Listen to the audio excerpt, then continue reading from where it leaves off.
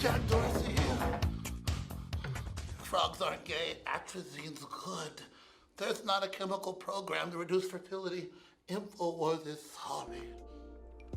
All right, thank you for watching. This is Politerotica here for another video. So I guess I'm just going to jump right into the two topics that we have today. I guess they're very unrelated, but you'll see the correlation once we get into it. So I need to confess something. I break social rules, and that helps me get on top in life. Call me an opportunist or an evolutionary accelerant, but I have found the loophole in life that they don't want you to know about. The loophole that can get you where you want to go. It can get you that job, that first date. This tip that I'm going to share with you will change your entire life, but you need to follow some simple guidelines first. You need to do it right. You need to do it ethically, strategically, as to not arouse, suspicion and overthrow the entire social norms as we know it. So basically what I'm going to say is I cut in line, and this is my story. It all started when I was young, and honestly, I don't think I even knew better. Just getting on the bus when I saw one, or getting in a line when I saw one, not necessarily looking behind me. Then I learned the truth. For years, I've been told not to cut in lines and to wait my turn. One day, I guess as an adult woman who saw so many people who just do not seem to be in a rush, looking in the other direction. And I just saw an opportunity and I took it. I took my opportunity and it felt good. I relished in my victory and I had to have more.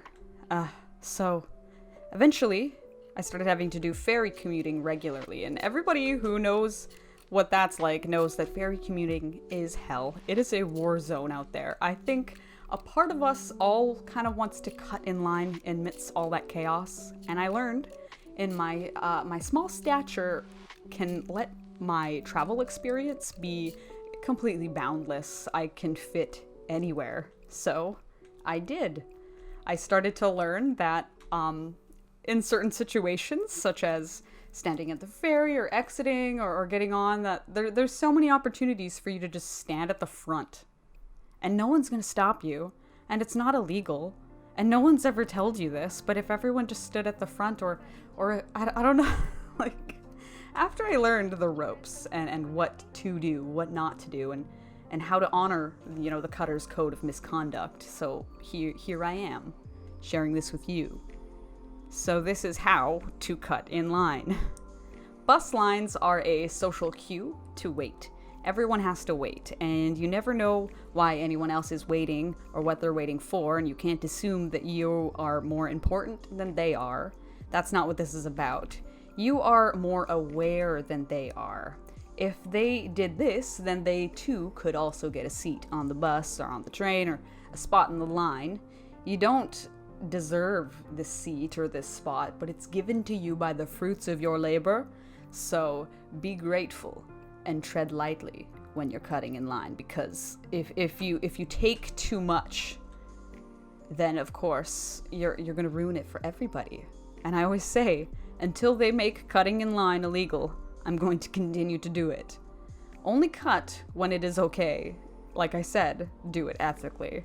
I cut in front of groups of teenagers, as a good example. They are complete cancer to the flow of an organized line dynamic and need to be completely avoided. So I usually just cut in front of them and they don't even notice. Old people and people with disabilities always come first. You cut behind them. You don't get in front of them. I see so many people just like scooping right in front of a person in a wheelchair trying to get on the ramp. And I'm like, what are you doing? Why are you such an asshole? So, and then I guess secondly, mothers with baby carriages come second. Only if that baby is actually in the carriage. I don't really like to see you lugging that thing around when your mother-in-law spent like $1,400 for you to have like a fancy shopping cart so you could carry your baby in your arms or make a 1-year-old walk on the bus. I don't know, man. use your stroller. You have it. Why? So it comes to the survival of the fittest. You against all of those busy businessmen, college kids, and fellow 9-to-5ers. We all want to get ahead. So the key here is getting ahead, leaving early. I know this probably sounds super simple, but trust me, leave early if you want to go anywhere, because then it doesn't really matter where you are. Take the bus before the bus you always want to take, and watch how much less you care about shaving off a few seconds and bum rushing a goth kid for a seat on the transit. Just imagine, your world will completely open up to you once you're not in a rush. I've noticed so many people in the city, all they are is in a rush, and if you just took 5 seconds to realize there's a train coming every 3 minutes, calm down. But when it comes down to seconds and minutes and you need to be somewhere, that's what this tip is for. You're not supposed to cut in line every time you're in a line. This is a secret power, and you're only supposed to use it when you truly need it. Because when with great power comes great responsibility, I guess. I don't know. Think Spider-Man. Yeah, I don't think Spider-Man cuts in line. So the biggest tip is to wait at the beginning of the line. Find a friend in line, or find a break in the line and fill it. When it rains, people with umbrellas can't see you, so you can just walk on behind them and enter the line. If there's a big gap, typically there is a huge gap, and I feel like there's nothing wrong with just filling it. Often the lines that I take encompass multiple different stops and multiple different buses, so not everyone is going to the same direction, and they will often organically form smaller lines that needn't to be messed with because they're a very delicate ecosystem. When humans discover organization on their own, definitely don't disturb it, because that is a beautiful thing. The long, stressful line of people can really overwhelm a lot of us, and people with social anxiety or any sort of social issues can leave shy people missing multiple buses over and over again while they wait, when they already got there 15 minutes early and they just don't want to, assert themselves and get where they need to be. Inequality is at the root of my channel, and to help understand that, let's look at what I do, I guess cutting in line, that is, under another lens. So think of my cutting in line as a literal experiment. Imagine if factors in my upbringing and my personality, as well as both my physical self and my perception that others have of me, allows me to skip figurative lines in life. Job application lines, extra paperwork when getting a home, less background checks, less job screening, easier access to financing, let's say more of an ability to vote, more of an availability to proper schooling, etc. Less red tape when running for office, and most of all, cutting in the tax line. So imagine what factors that lead people to be able to skip those lines. These are all examples of wealth privilege and race privilege, particularly the copious Caucasian opportunities required to skip metaphorical lines such as these. But of course, that's not singled out to one issue. I skip lines, but that doesn't bring down the system. It just puts me ahead of the next schmuck who's looking for the same seat on the bus. Now, unlike real inequality, bus lines can be solved by simply waiting or coming earlier. These problems aren't so easily fixed when we're speaking about the real problem of inequality, and the common argument is that disenfranchised people are oppressed because they are lazy, or they don't want to do better, or they didn't come early enough, etc. And the second argument being that they are, I guess, predisposed to a worse off hand in life, or they're just predisposed. They're not meant to have a seat, like those people that are so self-defeating that they don't, push themselves to the front of the line. It's their fault, right? That class is based on race realism, and that is just a big pot of hooey. It's a hooey because we as rational beings all know the factors that keep marginalized people down. It's not because they just want it, and that's their kink. It's not because they were born keeping themselves down. People, for example, like Jordan Peterson, are spouting these kinds of arguments when we talk about what we're talking about right now, such as inequality and what the root of it is. What I think is when you are told one thing for so long, you believe it. And that's kind of what I think Jordan Peterson's shtick is all about. He's kind of a victim of his own mental abuse. You kind of get yourself into this mentality of just beating other people down. You at least probably start beating yourself up. Constantly haunted by the fact that he is not any literal or figurative in any frame of the word masculine and is not harboring something that he identifies as superior is probably a tremendous, hard load to bear. I call it being a huge wah-wah crybaby, but, I guess that's not how the mainstream news kind of puts it. So why I'm talking about Jordan Peterson all of a sudden is I opened up my Google News this morning, and apparently he is addicted to tranquilizers. So he has been incapable of coherent thought for years, probably because he's been doped out on drugs. So this is a word I don't know how to pronounce, so it'll just be here on the screen. But I'm pretty sure, now don't quote me on this, the articles that I've been reading make it seem as though it's just the drug Xanax, but I'm not really familiar with chemicals or drugs, so bear with me. There have been some reports that the anti-anxiety drugs like Xanax can lower your sex drive and can make you sort of like a beta male, like Jordan Peterson has been.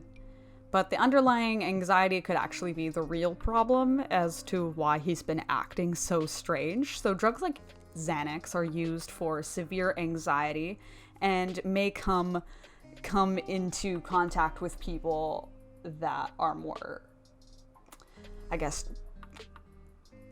don't know how to explain it. I guess someone like him would easily be susceptible to addictive behavior, like clinical addictive behavior, such as prescription drugs, because he's a psychologist and probably banks on a lot of that brain chemistry shtick.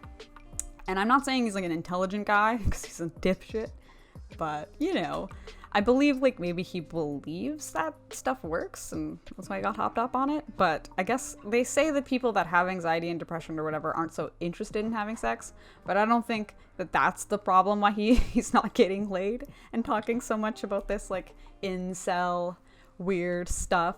So people that use so I guess Xanax are generally effective when used therapeutically in the sort of term, but when there's risks of dependency can become significantly high for anybody who uses it. Most of the problems associated with Xanax is a result from their long-term use. So this means that he must have been using for quite a long time for him to have such a severe reaction to not what I would argue at all is a mild drug. Definitely not, but just such a severe reaction and so much drama regarding it. There are significant physical and mental as well as social risks associated with long-term use of Xanax. Although anxiety can temporarily increase as a withdrawal symptom, there is no evidence that there's a reduction of withdrawal from Xanax can... Oh fuck, that's a terrible sentence. I copied and pasted this from an article, I'm sorry. Some of the symptoms that could possibly occur as a result of withdrawal from Xanax after a long-term use include emotional clouding, flu-like symptoms, suicide, nausea, headaches, dizziness, irritability, lethargy, sleep problems, memory impairment, personality changes, aggression, depression, social deterioration, as well as employment difficulties, while others never have any side effects from long-term Xanax use. So clearly, if he's in this situation, he has a negative reaction. A 2018 review of the research found a likely causative causative role, I've never really read that word before, I apologize, found a likely causative role between the use of Xanax and increased risk of dementia. But the exact nature of the relationship is still a matter of debate, so let's just leave that where it is. A recent update to the health of the Canadian author and clinical psychologist and a local crackpot, Jordan Peterson, reveals that he is in recovery to his previously reported addiction to Xanax and is suffering from neurological damage, the National Post reports, sorry. It became apparent that he was experiencing a paradoxical reaction to the medication, meaning that the benzos did the opposite of what they're supposed to do. Michaela said, "These reactions are rare but not unheard of," according to the daughter of Jordan Peterson, Michaela. That's a beautiful name for a daughter of a really weird man. He has neurological damage and a very long way to go for recovery. The National Post reports he is taking anti-seizure medication and cannot walk, type. He's unaided. Sorry, he is taking anti-seizure medication and cannot type or walk unaided, but on the mend. And his sense, sorry, but he is, oh my god, this sentence is horrible to read. I hate when I have to read other reporters' stuff. He has neurological damage and a very long way to go to a full recovery, says the National Post. But he is taking anti-seizure medication and can no longer type or walk unaided, but is on the mend and his quote-unquote sense of humor has returned. I am sure by sense of humor they mean that his demented sense of self has hopefully deteriorated through time and therapy, and maybe by that they mean he's become his normal self. I hope that they don't mean what the self that I'm thinking is his normal self, because this normal self that we know is literally a crazy person. So let's just hope this isn't supposed to be good news, but I guess in a way it's news. So maybe we can associate a lot of his logically incoherent ramblings to, I guess, being on drugs, or better yet, dying.